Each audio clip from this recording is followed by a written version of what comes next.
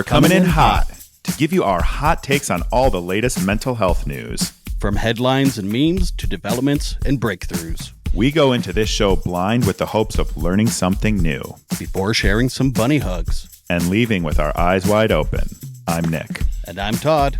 And this is Mental Health Headline Hot Takes. We're glad you're here. Yes. You know, I was thinking the wheel might be rigged. I've never seen it in real life. Well, you got a little stopper in the back when you're holding it that stops it when you want where you want it to? No, it just... I'm just kidding. It just spins freely. I'm 100% kidding. Okay, you ready to see who goes first? Yeah, let's do it. Hey, everybody. Welcome to this week's episode of Mental Health Headline Hot Takes. And I have yet to win one of these. Challenge it. No rigging it. No rigging it. Nick's choice it landed on. All right. Well, how about this? I'm gonna give it to you to actually, you know what? I'm gonna give it to me to go first. Change of pace. Although I think you gave it to me last time when you won, but I'm taking it for myself. And you earned it. I earned it. So my article is Florida students can take mental health day under a proposed sunshine bill. This is by Sarah Phillips, and it's News Channel 8, which is a Florida local station. But basically what this new bill is saying is, and it's dubbed the Sunshine Bill, right? And it was just introduced yesterday to talk about and address or not talk about really, I guess, but emphasize the impact of mental health and the problems it's causing on people of society. It cites COVID as a contributing factor, but really lists college students as a vulnerable population because of their increased anxiety, depression, suicide, and distress, and that these could be lingering from COVID-19. It talks a little bit about that, but mostly it would be that each student has a day they can set aside when they need it to focus on their mental health, and that they would also support that with activities on campus to support the mental health.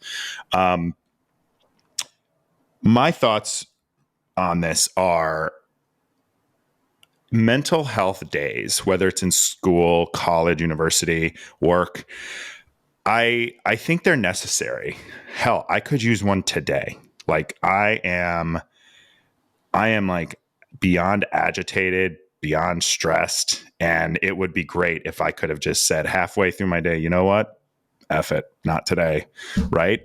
But, I think we have this movement going on where people in the workplace or in school claim they understand, right? But there's maybe a policy of a mental health day, but you almost give that up in terms of a vacation day or whatever, right? Depending on how all of that works, that's company by company. But I do wonder, or I shouldn't say I wonder, like I'm interested to see if this passes, but also if this approach to making sure people have mental health days actually becomes a legislation issue instead of company policy, school policy.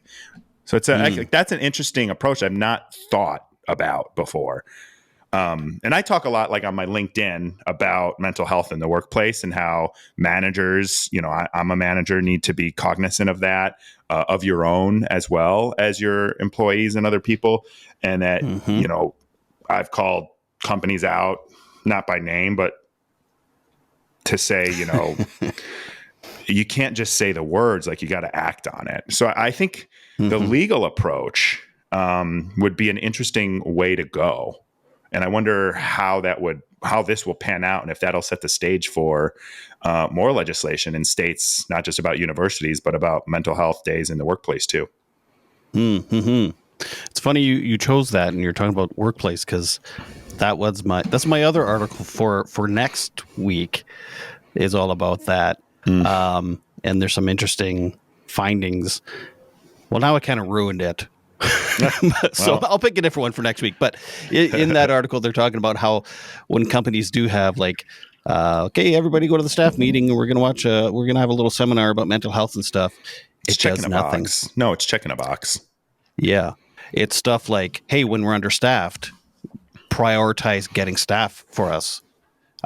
When we need mental health days, don't be like, sure, take 2 days off, but now you have 4 days worth of work when you come back, Yeah. to catch up on, Like, how stuff did like this that. happen? I feel constantly like people are being asked to do more with less, and the anxiety and the angst. Like this whole week, I've woken up every day with like angst, and it's just Mhm. it's this overwhelming like feeling, and it's growing. And then I'm in meetings so much, and it's shifting. Your brain is not meant to go from task to task to task. It's actually meant to focus and do. I have this book all about it called Deep Work. Like, your brain is supposed to focus on a task and get it done, not bounce around from thing to thing and have 50 different tabs open and, multitask with. And the other thing too is, like, the workplace, several channels of communication now. You've got text message, phone call, Right. Zoom, Slack.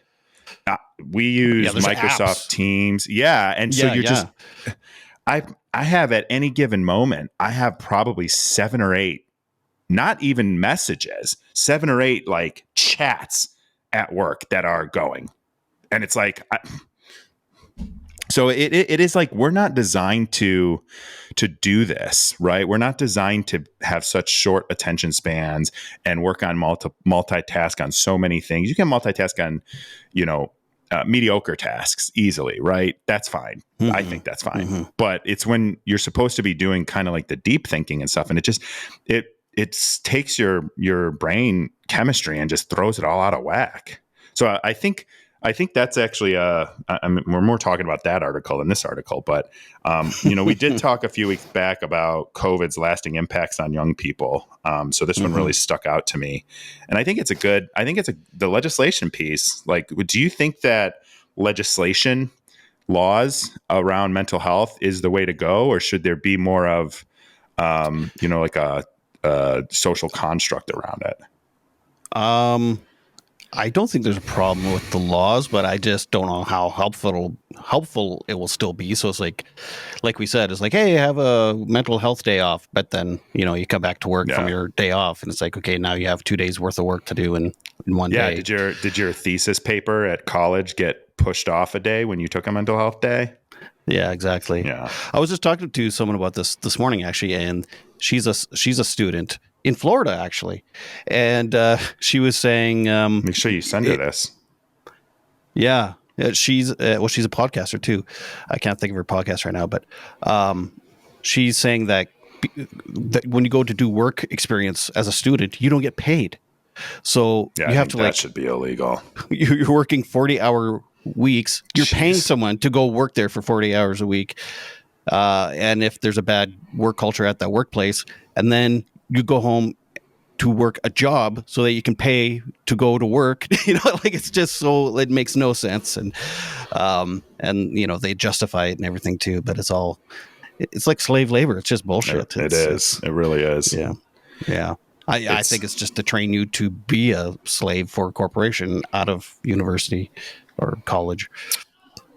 Well, I feel like we would dabble in conspiracy theories, but I do think that a lot of schooling is conditioning you for the society that has been built, which would be a capitalistic society where you are a slave to make money to people who are very, very powerful and very, very rich.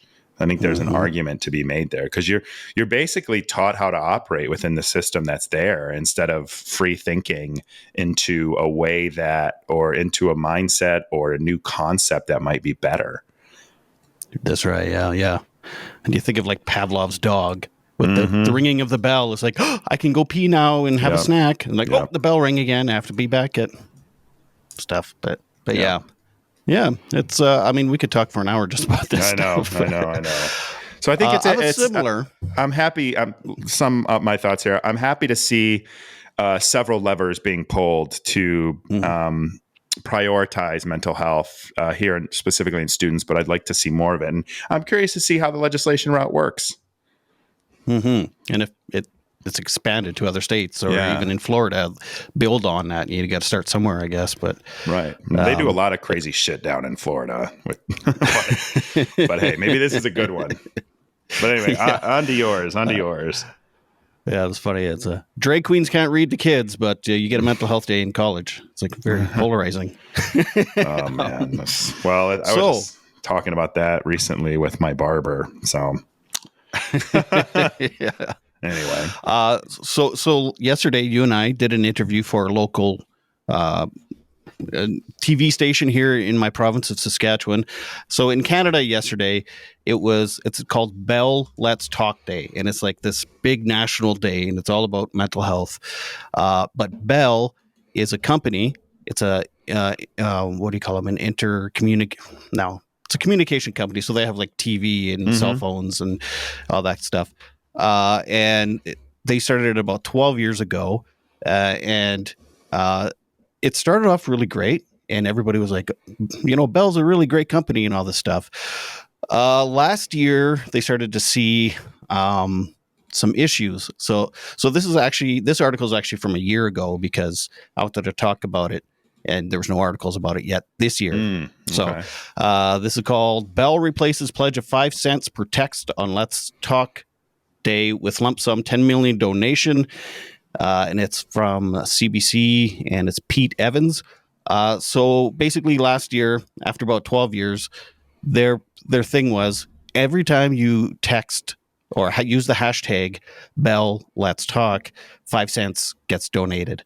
So they try to encourage everyone to use that hashtag, even though it has their company name in it, right? So it's like a promotional thing.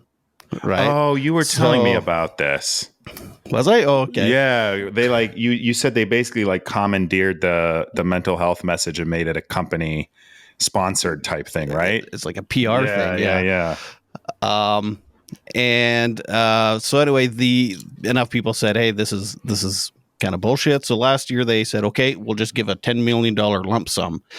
However, also last year a bunch of things came out with the company. It says, while the campaign was a marketing win for Bell initially, in recent years, the popularity of the hashtag has drawn some unwanted scrutiny to the company. In 2021, the company laid off a whole bunch of people across Canada, like a week after the Let's Talk Day. It faced public image issues as a number of employees with the company's media division came forward with complaints about work culture. A former staffer went to the Human Rights Commission alleging systemic discrimination. Former host of an entertainment program called E-Talk is suing the company for wrongful dismissal. And there's a few other kind of issues like that. Almost as if it's all bullshit. Yes. So I brought up our interview we did for that media because this company owns that television station we did the interview for. So it was funny. They reached out to do this interview, and in the back of my head, I'm like, shit, I got this article all lined up to bitch about that tomorrow. But so yeah, and I mean, hey, if you can't criticize the media, you're in America, and luckily for you, you're not.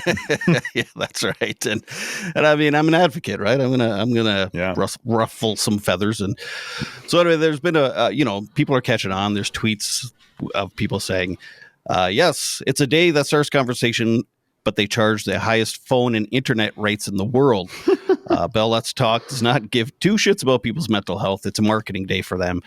That's an example. But yeah, there's tons and tons of things like that. Of course, there's a lot of people that are like, well, it's better than nothing. There's other companies not doing anything, which is true. So so what is when the bar is so low?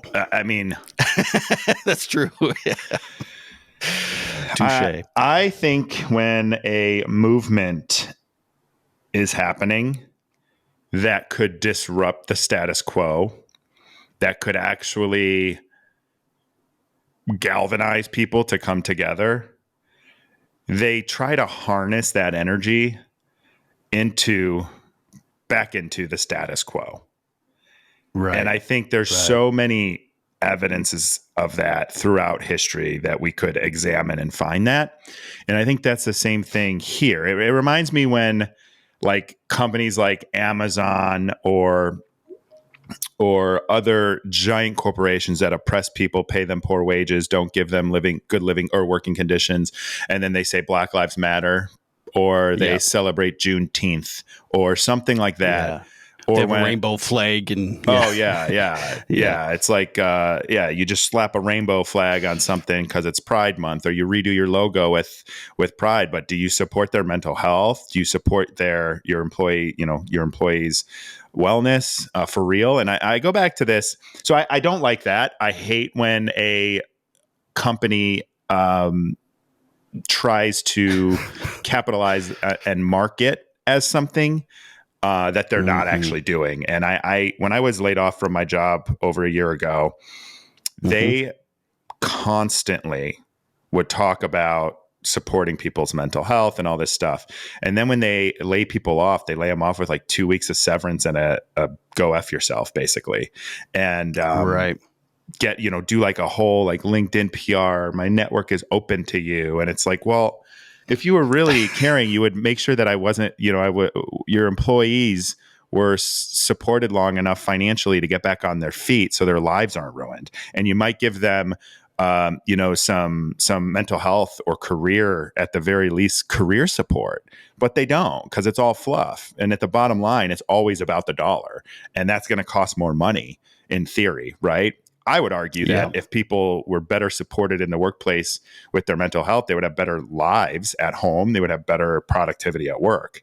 But that's it's funny, huh? Yeah, it's definitely my guard is up when a $1 billion company, like multi-billion-dollar company, is trying to start a mental health revolution. It's like, yeah.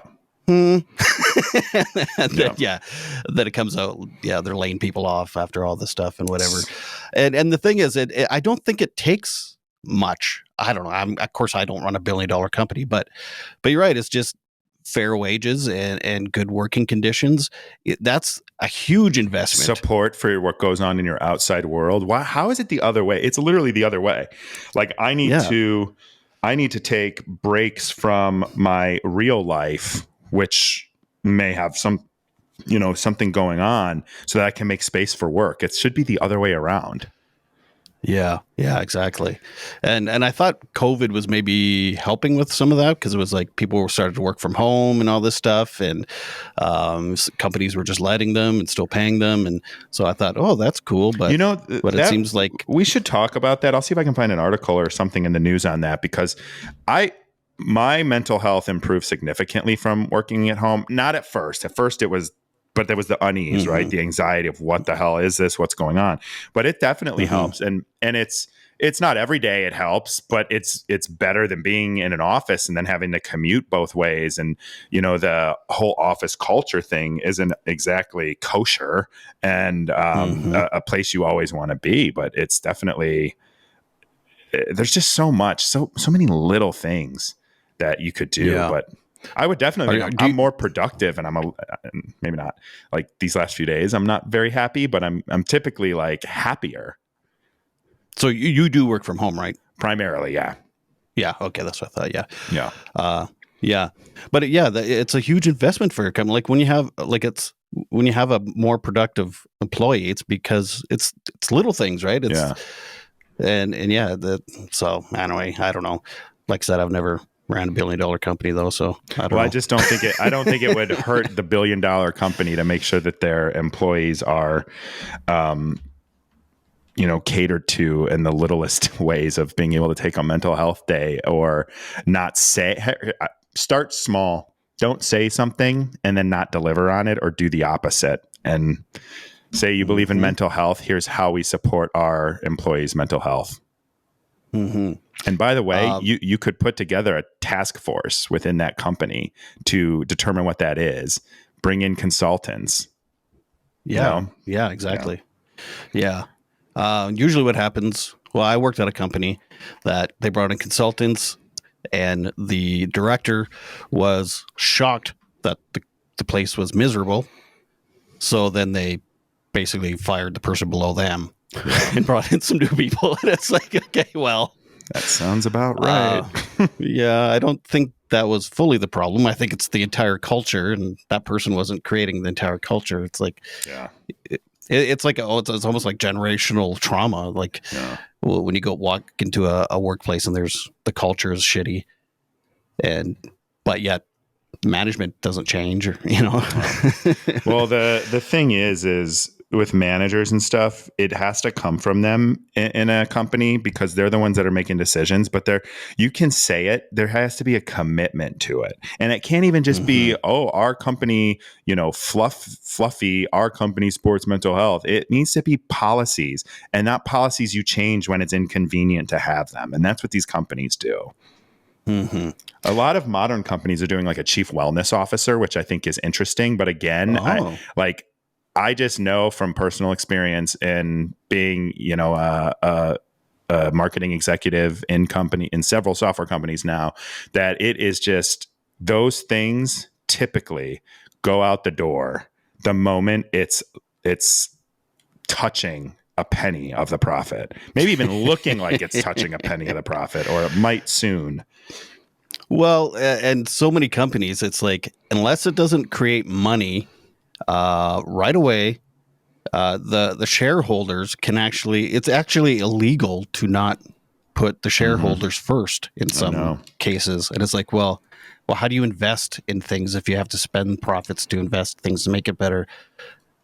And that would be a long-term investment, and corporations, especially the public ones, they are very much on a quarter-to-quarter yearly shareholder payout. Gross. Yeah. My wife, actually, she's a director of a daycare, and where she's working, she's super lucky. It's a stressful job. There's a lot of staff turnover and stuff.